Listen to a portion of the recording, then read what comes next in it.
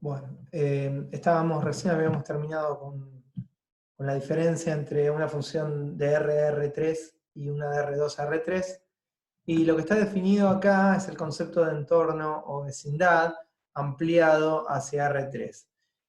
Cuando nosotros estudiamos análisis 1, es decir, el estudio de las funciones escalares, para poder definir un límite hablábamos del concepto de entorno, que lo veíamos simplemente en un eje, el entorno de 3 en el eje X es un poquito de 3 a la derecha, un poquito de 3 a la izquierda.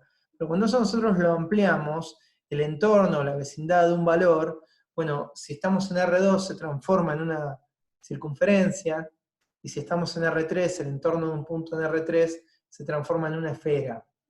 Entonces, ¿cómo hacemos para definir una función acotada en un gráfico en R3? Sabemos lo que es una función acotada, una función escalar acotada, una función escalar estará acotada si tiene máximo absoluto y si tiene mínimo absoluto, pero lo que podríamos decir es que una función en R2 está acotada si, digamos, está contenida entre una recta,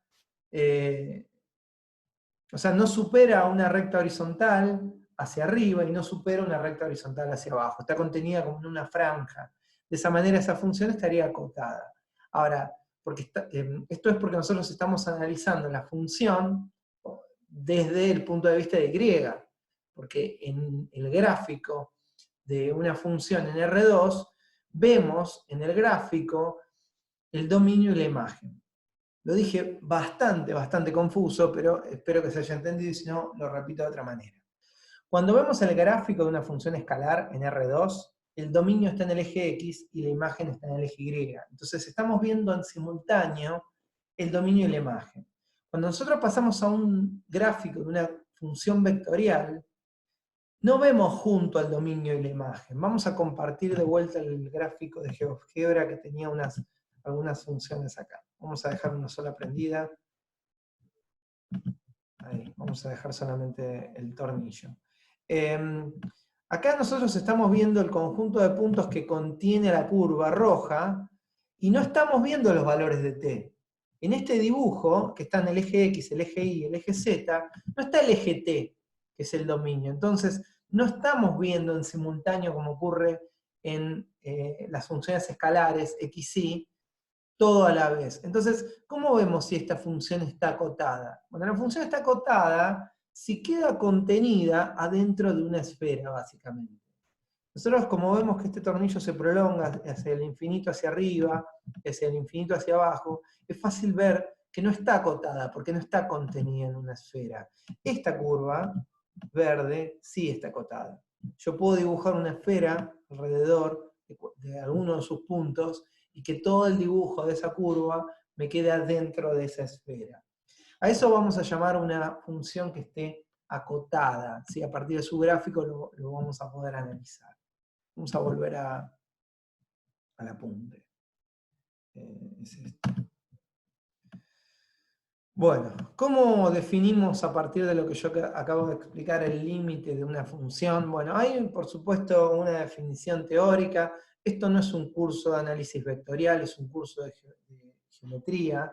Entonces, si bien acá está planteada la definición, decimos que f tiene límite cuando t tiende a t0, si para todo epsilon mayor a 0, se cumple que existe una esfera que contiene al punto L para todos los puntos que provengan de un entorno del punto T. Es decir, que un entorno del punto T, todas las imágenes del entorno del punto T caen adentro de una esfera del punto L. Traducido esto un poco más hacia la práctica, cuando nosotros calculamos el límite de una función vectorial, el límite se va a aplicar a cada una de las subfunciones escalares que lo componen. Es decir, calcular el límite de una f de t consiste en calcular el límite de la f1, de la f2 y de la f3. Y para que el límite de f de t exista, deberán existir los límites de f1, de f2 y de f3. Con que uno de estos límites no exista, ya será suficiente como para decir que la función en el punto no tiene límite. Recordemos que para que exista F1, el límite de F2 y el límite de F3, como F1, F2 y F3 son funciones escalares, basta remitirnos a la definición del límite escalar. Para que este límite exista, tienen que existir los dos laterales y dar lo mismo. Bueno, acá tenemos abajo planteado algunas de las propiedades del límite. El límite es distributivo respecto al producto escalar. Recordemos que las funciones tienen imagen vectorial. El límite es distributivo respecto del producto vectorial y que es distributivo respecto del producto triple. El límite lo definimos para definir continuidad. Recordemos que la definición de continuidad es que, al menos en funciones escalares, que para que una función sea continua en un punto, debe estar definida en el punto, debe existir el límite en el punto y además deben dar lo mismo. Bueno, acá la definición es básicamente la misma. La función f de t será continua en un punto si lo son sus subfunciones f1, f2 y f3. Es decir, que la continuidad como que se arrastra hacia las componentes. Si una función en uno de los puntos tiene discontinua a una de sus componentes, la función es discontinua en ese punto. ¿Por qué hablamos de continuidad y por qué hablamos de límite? Bueno, porque tenemos que irremediablemente caer en la derivación. ¿Sí? La derivada también tiene una definición formal. Yo insisto, esto no es un curso de análisis vectorial, es de geometría. Entonces esto lo estamos pasando un poquitito por alto en la parte teórica, porque lo que nos interesa, o lo que me interesa, es la parte práctica de la derivada. Básicamente, la derivada es un límite, eso lo sabemos, y como el límite se aplica componente a componente, aplicar la derivada componente a componente es aplicar un límite componente a componente. Lo dije al revés, lo que quise decir es que aplicar el límite componente a componente me lleva a decir que derivar una función vectorial es derivar sus componentes. La derivada de una función en un punto es la derivada de sus componentes. ¿Sí? Bueno, tenemos un teoremita sobre la derivabilidad, también se hereda de análisis 1, una función es derivable en un punto si solamente si lo son sus componentes, lo que dije recién, y el álgebra de la derivada son las propiedades.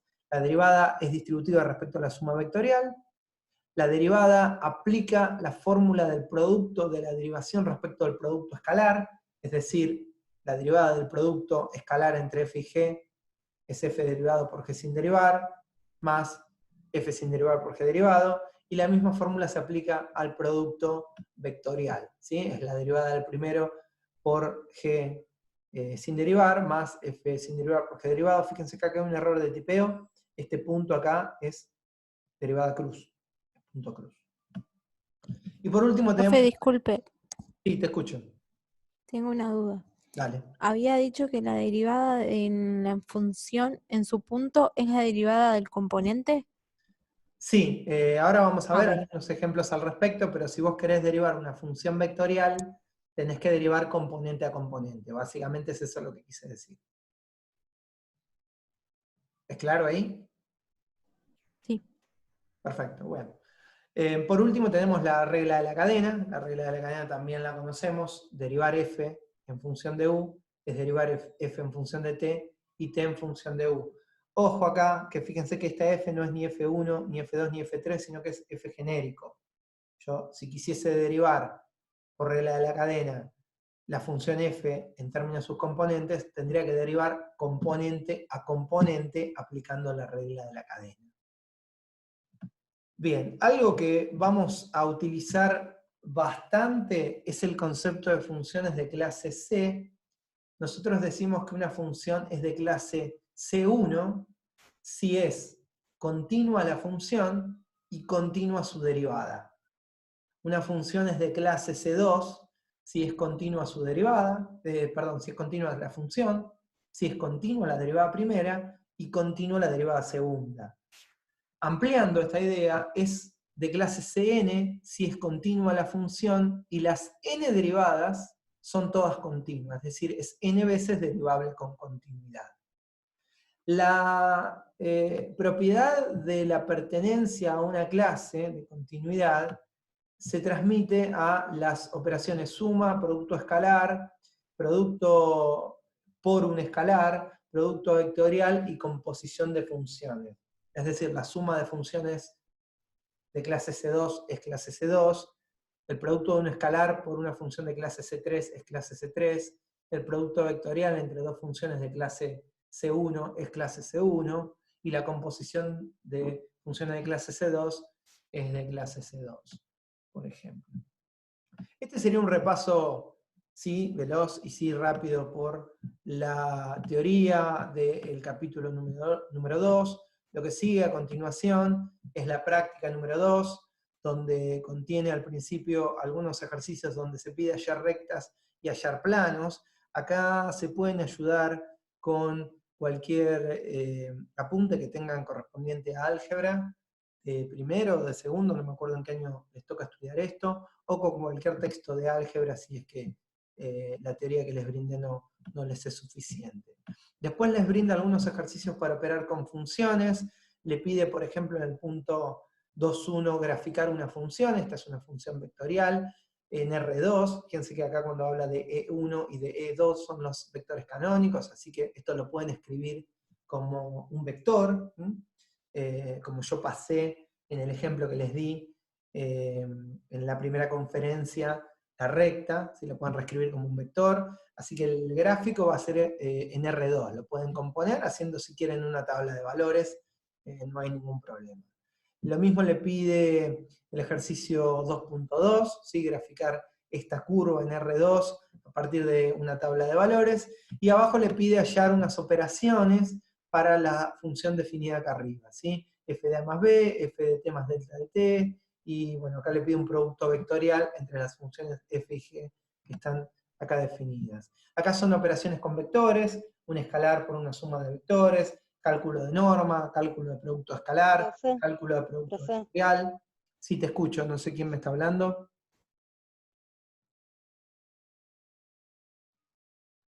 ¿Alguien habilitó un micrófono? ¿Querías hacerme una pregunta?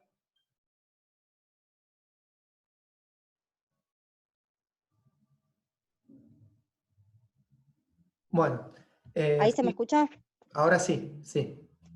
Le quería preguntar si esos gráficos directamente los podemos poner en el GeoGebra para poder ver, o sea, tratar de componerlo y ponerlo en el GeoGebra para poder ver la imagen.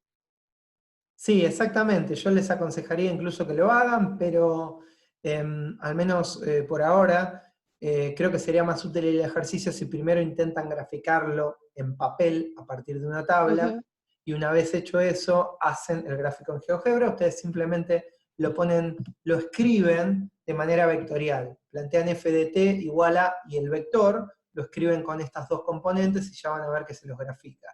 En GeoGebra en R2, ¿no? Porque esto es una curva en R2 y también la de abajo. ¿Está bien? Ok. Bien, Bueno. perfecto. De todas maneras, yo les voy a subir un PDF con ejercicios resueltos, posiblemente mañana o pasado mañana. No todos, no, por supuesto, pero sí algunos como para que ustedes se orienten. Bueno, acá pide una demostración, se los dejo. Apaga el micrófono, por favor, que se está filtrando audio. Es una demostración, se las dejo para que las piensen un poquitito, si no les sale lo hablamos la clase que viene. Te voy a apagar yo.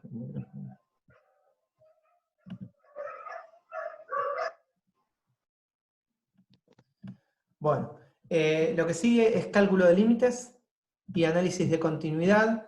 Creo que con lo que hablamos es suficiente para calcular el límite de esta expresión vectorial. Ustedes tienen que calcular el límite componente a componente, contestar si existe y si existe cuánto da, y si no existe, por qué. Debajo se pide analizar la continuidad es componente a componente, si es continua o si es discontinua, y si es discontinua, ¿por qué? En el punto 4 se pide el cálculo de algunas derivadas, se da funciones vectoriales y se pide que deriven. Recuerden que esto es componente a componente. Acá, por ejemplo, ustedes tienen un producto escalar que tienen que derivar. Esto pueden, si quieren, hacer primero el producto escalar y después derivar, o pueden derivar el producto según la fórmula de la derivada de un producto escalar. Abajo sigue siendo derivadas, normas de derivadas, acá no tienen que hacer nada raro, calculan la derivada y después calculan la norma. tienen más ejercicios de derivadas, lo único que cambia son las funciones. Solamente el último pide una pequeña demostración, que lo pueden hacer analizando las definiciones que están en la punta anterior. Esta es toda la teoría que vamos a ver hoy. Yo voy a interrumpir la grabación y me voy a quedar con consultas. Antes de cortar, les voy a decir que para la próxima clase, que es el viernes, les voy a invitar a que vayan trabajando sobre estos ejercicios, y si tienen consultas el viernes y necesitamos dedicarle tiempo a la resolución, no hay problema. Notarán que es una práctica más larga que la práctica 1, y bueno, no voy a pretender que tengan todo resuelto para el viernes, pero sí que comiencen, así podemos dedicarle tiempo a las consultas. Si no hay consultas, ya lo saben, hay que seguir avanzando, gente.